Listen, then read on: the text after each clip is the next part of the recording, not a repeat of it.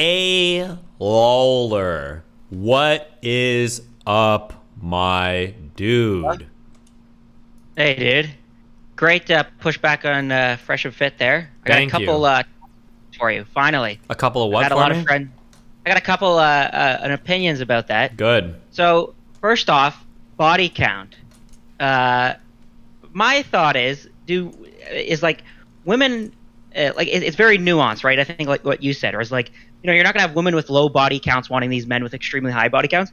And I know from firsthand, even my friends with high body counts who are men, they'll lie to their they've lied to their girlfriends about how many chicks they fucked because they know she has a lower body count. They have a significantly higher one, like let's say like 50 to 100 girls, right? Mm-hmm. And she's probably living with 5. Like they will purposely, not tell her the truth because they know like she's not looking for like a guy, that's out, that's kind of seen like as a player and things like that, or that's different from them. Like you said, I think they all come kind of, you find like you're equal in that kind of area most of the time. Sure, I would generally, say.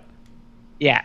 And then the other thing that they said, I think you could have maybe pushed back on, is like they talked about women have more options with dating apps, but I would agree men have more options too. Like you're not just stuck to your local bar scene or things like that. I can put my range on Tinder 100 kilometers out, right? I can find a girl that's very close to the similar interests that I can. Tinder's going to be harder though because it's like literally like 4 to 1, like men to women, I think. So women do have more options on Tinder, but the problem is, I would say they still have more options than men, but men still also have more options than what they would in the past, right? Like you're not just like stuck to your, like, let's talk about like before there was dating apps, right? You just go to the local bar scene or your local area, and that's kind of what you have, right? That's what's available to you, right? Sure. Okay. And then the other thing I would say is like, I think you're right about the social media aspect. Are you Canadian? Yeah, I am. Oof. Okay, go ahead. Okay, and then the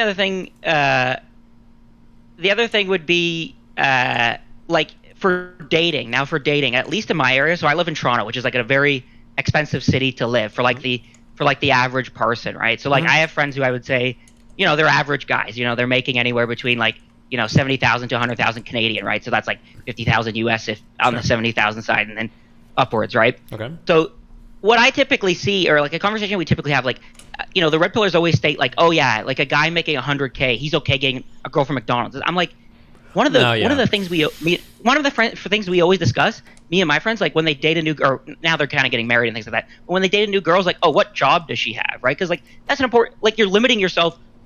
Here, you wouldn't be able to buy a house. Even if you're making 100,000 and she's making 30,000, you're not going to be able to afford a home. Yeah, that's like your there are a couple of like anecdotal options are super limited. There are a couple of anecdotal clashes we have that I can't overcome that part of the conversation because our lived experiences are just too different, and I don't even know if we could appeal to data. Well, I can appeal to some data. I can say and I can show, and it's known that people tend to date, fucking marry within their particular demographic. So people of the same race, people of the same socioeconomic class, like people of the same geographic area, like that just tends to be the case. But like, yeah, this idea that like, and all of them push back so hard on me when I say this because they act like I'm so obviously wrong. But all of them like agree like ubiquitously that, oh no, like a millionaire would date like a really nice girl that works at Target. Like as long as she's cool and chill, like yeah, a millionaire guy would be with a cool chick that like works at Starbucks or woman. It's like, no, this doesn't really happen. No, like all my friends, like all their partners are very similar incomes to them. Like there's a few except one of my friends, actually, his girlfriend makes more than him, and they've kind of split the responsibilities. Like he does like more of the cooking and things like that. He works from home as well, so it's like easy for him to take care of those like I would say more feminine tasks historically, right? So yeah, I would say that's changing, right? At least here, like I don't really find like I think like that's just one of the crazy points. So my other question is, what do you think is more important? The red pill, they always talk about you need high income. Like high income gives you status. To me, I think clout is probably more important than high income. Would you agree with that? Like clout, a little bit, but here's like this is always the challenge of disentangling these two things, right? So I'm gonna jerk myself off a little bit, okay? So let's use me as an example, okay?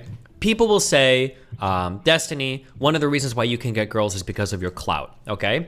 Which is kind of true, but what do I do for work? I work in entertainment, okay? So how do I get my clout? Part of getting my clout, whether you like it or not, is being a decent conversationalist, relatively emotionally empathetic, decently entertaining, decently charismatic. So yeah, like using these people skills, like I do have like a decent amount of clout. But it's like, do you get girls because of your clout, or are guys that are clouted up in certain ways, like clouted up with the same types of features that will get them, that will also get them girls, you know?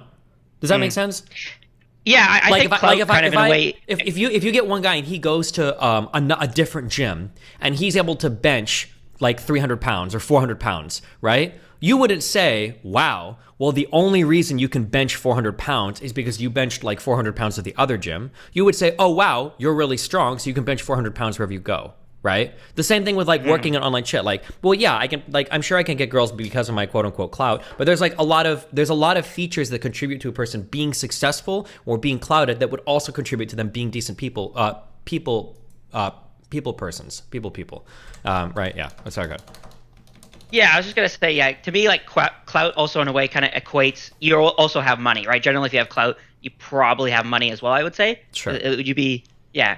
So like, I would say like as a high income person, like how, like let's say a Tinder profile, right? If you have a bunch of socials on there and things like that, girls can go, okay, you know, they can probably assume you have money. Let's say if you're a high income guy on Tinder, to me, it's like, what do you know, the red pillars they talk about, you know, if you have income, how do you show that off on like on a dating app, right? It's like, do you put like flashy pictures, like your job title, I guess is maybe one, or like is like a signifier, or like car pictures, you know, like it seems like it comes off as really douchey to me, right? And I think like, at least in my experience with average girls, like, or even regular people, it's like people don't really like people who are show offs and kind of douchebags. But you know, that could just be maybe girls really do like that, and I'm just wrong about that. I think that's the thing. We talked a little bit about that on the show because that was part of like the girls like bad boys talk, and it's like I don't think women like bad boys. They just like people that are confident, and often bad boys kind of are confident. But like I gave an example that I think was a good example where it's like I can show you like a bad boy like druggie or a guy that's like a drug dealer. Okay,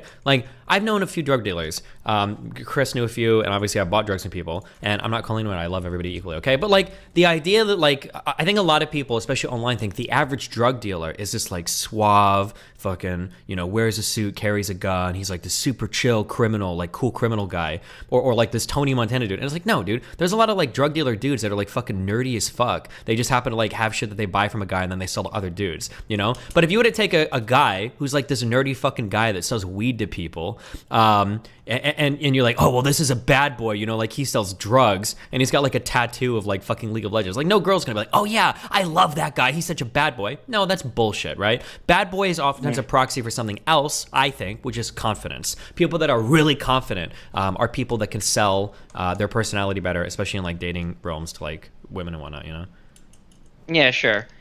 And then the other thing that they mentioned, at least for me, but I mean, this was a long time ago, right? I used to be going to bars like 7 years ago. I don't know, maybe things have changed, but like to me, like approaching at a dating app to me provides more information than you would like one, you know, the intent of a person on a dating app. Like they're either here to actually, you know, find a relationship or have sex, right? That's kind of like the use of the dating apps, right? So you already know their intent by just them downloading the app and being on the app, right? Yeah. And then if women actually complete their bio and whatever correctly, you actually have more information to like actually start a decent conversation with them than you would approaching at a bar, right? You have no information. You don't even know their intent at the bar. They could be with friends, things like that. You know, like I just think like they were talking about, you know, if you have charisma, you're just going to charisma your way in. I think it's very difficult for the average guy to do that. Like you're just going off basically nothing. I think.